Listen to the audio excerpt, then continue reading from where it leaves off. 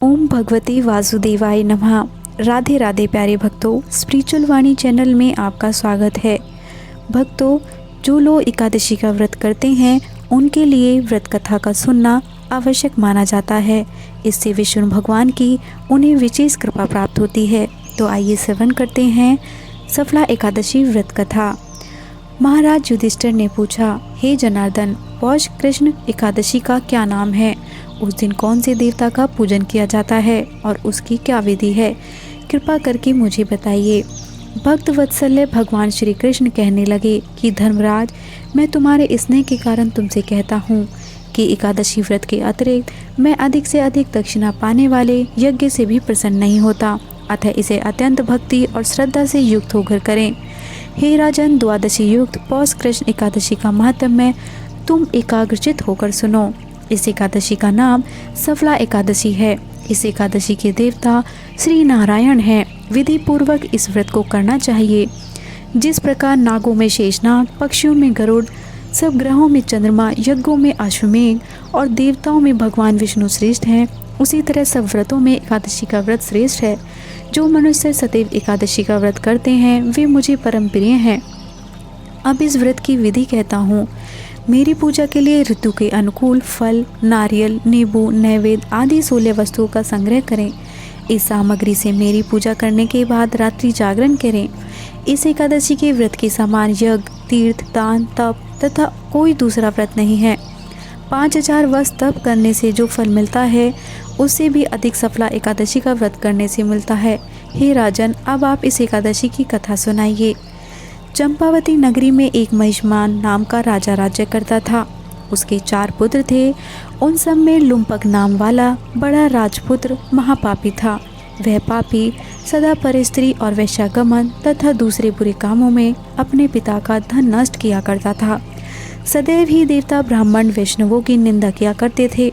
जब राजा को अपने बड़े पुत्र के ऐसे कुकर्मों का पता चला तो उन्होंने उसे अपने राज्य से निकाल दिया। तब वह विचारने लगा कि कहाँ जाऊं और क्या करूं। अंत में उसने चोरी करने का निश्चय किया। दिन में वह वन में रहता और रात्रि को अपने पिता की नगरी में चोरी किया करता तथा प्रजा को तंग करके और उन्हें मारने का कुकर्म करता था। कुछ समय पश्चात सारी नगरी भयभीत हो गई। वह वन में रहकर पशु आदि को मारकर खाने लगा। नागरिक और राज्य के कर्मचारी उसे पकड़ लेते किंतु राजा का भय से छोड़ देते। वन के एक अति प्राचीन विशाल पीपल का वृक्ष था। लोग उसकी भगवान के समान पूजा करते थे। उसी वृक्ष के नीचे वह महापापी लुम्पक रहा करता था। इस वन को लोग देवता की क्रीड़ा स्थली मानते थे। कुछ समय पश्चात पौष कृष्ण पक्ष की 10वीं के दिन वह वस्त्रहीन होने के कारण शीत के चलते सारी रात्रि सो नहीं सका। उसके हाथ पैर अकड़ गए थे। सूर्योदय होते होते वह मूर्छित हो गया। दूसरे दिन एकादशी को मध्याह्न के समय सूर्य की गर्मी पाकर उसकी मूर्छा दूर हुई।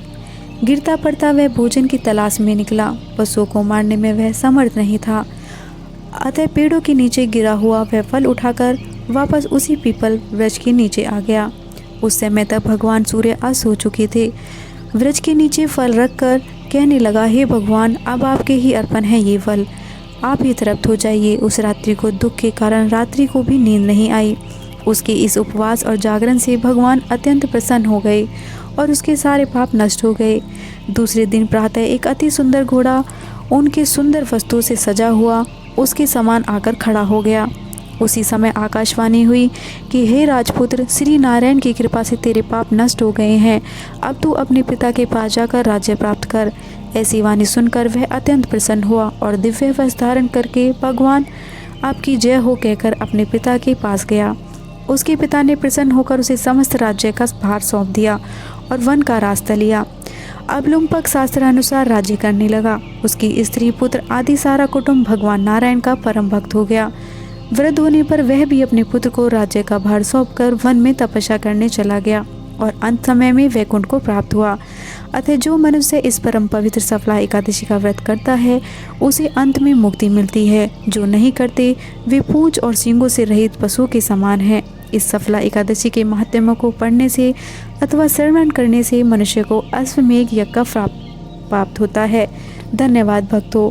अगर आपको मेरी कथा पसंद आई हो तो मेरे चैनल को सब्सक्राइब करें और कमेंट बॉक्स में एकादशी माता की जय अवश्य लिखिएगा और वीडियो को अधिक से अधिक शेयर करिए जिससे आपको भी धर्म लाभ प्राप्त हो।